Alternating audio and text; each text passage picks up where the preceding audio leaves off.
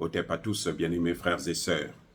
Il s'est passé un incident grave, extrêmement grave en RDC. Nos frères et sœurs Wazalendo, les patriotes, ceux qui sont en train de redonner de la valeur, de l'existence à la RDC, ont été attaqués par les FARDC, l'armée congolaise. Les forces armées de la République démocratique du Congo. Incroyable mais vrai. C'est un général qui s'est permis d'attaquer ces gens à 22 h à peine hier. Il en a neutralisé 3 et blessé 5. Quand on lui pose la question, mais pourquoi vous avez fait ça? Il nous ment, il nous prend pour des cons, il nous fait croire qu'il les a confondus avec les FDLR. Un général de l'armée congolaise qui ne sait pas qu'il n'y a plus de FDLR au Congo, c'est un général en carton. C'est un fou. Sa place est en asile.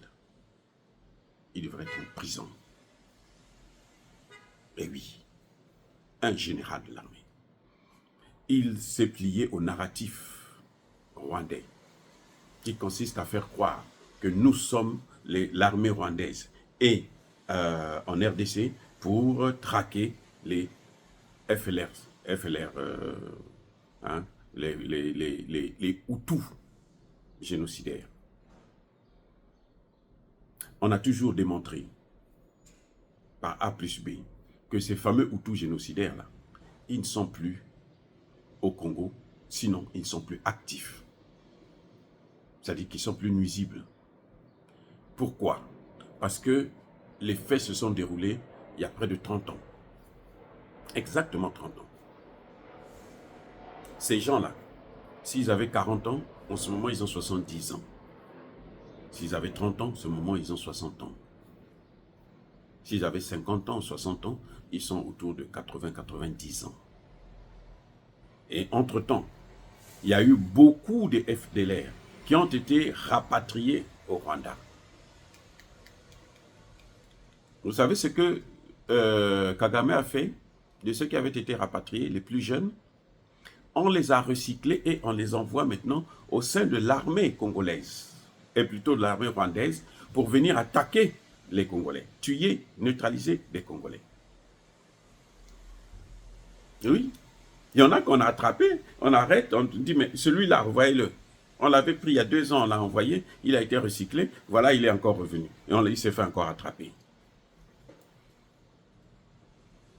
Donc, ce que l'on appelle FDLR, ça n'existe pas. C'est une raison pour Kagame de continuer à maintenir son armée illégalement au Congo et commettre des génocides.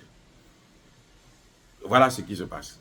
C'est pour ça qu'on a entendu le vice-ministre de la communication qui a déclaré il n'y a pas très longtemps sur les chaînes de télévision rwandaises que nous n'allons, les accords de Rwanda, là, on s'en fout de ça.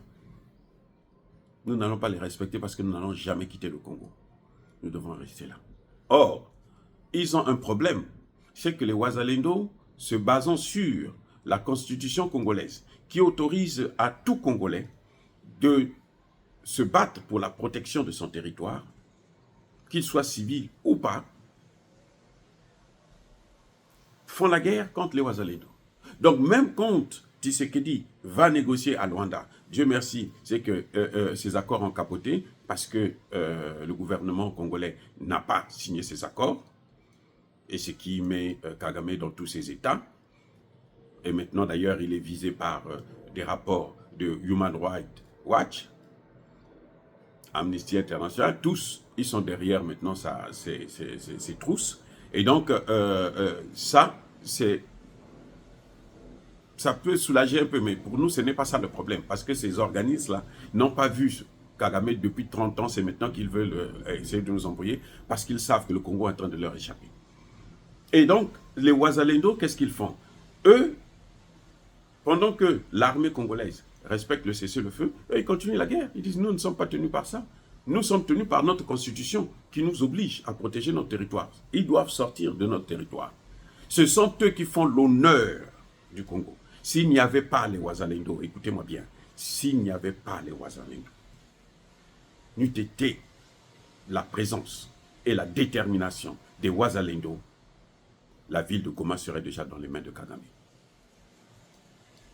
Ça fait 3 ans que Kagame tente d'occuper cette ville. Il est en train d'échouer. Ce sont les Wazalendo qui ont lancé l'assaut dans le Rutshuru pour reprendre une bonne partie du Rutshuru. Et ils ont laissé derrière eux beaucoup de corps des Rwandais qui sont tombés. Beaucoup de corps de Rwandais. Des colonels et des généraux tombent là-bas. Et en ce moment, ils sont en train de mener aussi le combat dans le Massissi. Pas plus tard qu'il y a 3 jours, près de 700 Rwandais ont fui les combats. Ils sont repartis au Rwanda. Près de 700. À cause de la puissance du feu. Cette fois-ci, il y avait l'armée congolaise qui les a soutenus. Mais les initiatives sont prises par les Wazalendo. L'armée congolaise ne fait que respecter le cessez-le-feu. Ils sont là assis avec tout, le matériel, ils ont des salaires, ils ont l'argent, ils ont tout. Ils sont là, non, on respecte le cessez-le-feu. Le gouvernement dit qu'il faut respecter le cessez-le-feu. Nous, on ne doit pas se battre.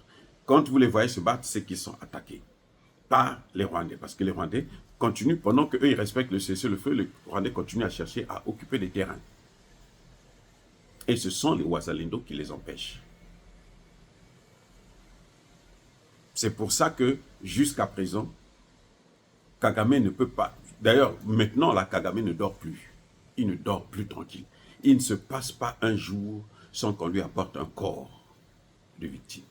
Il ne se passe pas un jour sans qu'un soldat rwandais démissionne. Il fouille le combat. Je vous ai dit la dernière fois, près de 700, 680 par là, qui ont fui, ils sont repartis au Rwanda. Je ne sais pas ce que Kagame va faire d'eux. Donc, ce général se lève dans la nuit comme ça. Je ne sais pas si c'était drogué, mais quand vous voyez comme ça, c'est parce que les Wazalendo, c'est le problème des Occidentaux. Voilà. Le vrai problème, ce n'est pas Tshisekedi. Ce n'est pas l'armée. L'armée, ils savent qu'elle est tellement infiltrée. Il y a quelques militaires qui sont corrects. Ça, je n'en disconviens pas. Mais l'armée est tellement infiltrée qu'elle est paralysée. Et donc, on demande, même aux Nations Unies, de tirer. Vous savez, les Nations Unies, c'est leur... Les Nations Unies sont là pour occuper le terrain, pour installer ce qu'ils veulent, faire ce qu'ils veulent. Ils l'ont fait. Aujourd'hui, les gens parlent. Les Nations Unies ont attaqué le palais présidentiel en Côte d'Ivoire pour faire partir Gbagbo. L'armée des Nations Unies, l'armée française, alors qu'ils n'ont pas eu ce mandat. Vous connaissez, vous comprenez bien, il n'y avait pas de mandat. Ils n'ont jamais eu un mandat pour attaquer l'État ivoirien, mais ils l'ont fait. Donc, les Nations Unies, ce n'est pas une institution sur laquelle il faut compter. Bref, nous demandons donc aux militaires congolais, s'ils ne veulent pas faire la guerre, ils n'ont qu'à s'asseoir et regarder les Wazalendo faire leur travail. Parce que s'ils continuent comme ça, là, la foudre qui s'abattra sur eux, elle sera inarrêtable. Vous savez, Kagame a joué pendant longtemps. Mais aujourd'hui, ce sont des Wazalendo, des gens qui n'ont pas de formation, des gens qui ne sont pas payés. Ils n'ont pas de salaire, ils ne sont pas payés. Ils n'ont pas d'armes. Ils n'ont pas été formés dans leur... Mais ils font quand même la guerre et ils réussissent à mettre à mal toute une armée. L'armée rwandaise, l'armée kenyane et l'armée ougandaise. Dans l'est de la RDC, là, les Wazalendo sont en train de leur montrer qu'eux, ils sont les propriétaires, ce qu'on appelle Ngantier. Ils sont les propriétaires. Donc, ils arrêtent que les militaires, s'ils ne veulent pas combattre, ils n'ont qu'à prendre leur salaire, rester dans leur caserne, laisser nos frères faire le boulot. Parce que eux, ils ont notre bénédiction, ils ont la bénédiction de Dieu, donc ils ne peuvent que gagner. Vous savez, les Wazalendo, il y en a peu, très peu qui meurent. Ce n'est pas parce qu'ils sont des super humains. Non, mais c'est parce que eux, ils ont la bénédiction de le Congo profond. C'est-à-dire du grand Dieu qui a créé le Congo. Encore une fois de plus, soyez bénis, abondamment bénis par le Dieu imité par nos ancêtres angélisés. Nous espérons vivement que ce genre d'incident ne se répétera pas et nous espérons que ce général et ces soldats qui ont mené cette opération seront radiés de l'armée congolaise. Parce qu'une armée congolaise ne peut pas tuer des Congolais alors qu'ils sont censés les protéger. Nous comprenons qu'ils ne veulent pas faire la guerre parce qu'ils ne veulent pas faire partir leurs frères, leurs amis, leurs complices, Paul Kagame, dans le génocide congolais, mais qu'ils laissent au moins ceux qui ont la volonté de libérer le Congo faire leur boulot. Soyez bénis, abondamment bénis par le Dieu de Kémité, par nos ancêtres angélisés. Mais que tous ceux qui persécutent le continent africain le pillent et le déstabilisent, qu'ils soient noirs, blancs, chinois, arabes, juifs, indiens ou qui qu'ils soient punis, maudits, foudroyés, neutralisés, écrasés, effacés par le Dieu de Kémité, par nos ancêtres angélisés. Vive l'Afrique éternelle, j'ai dit et j'assume.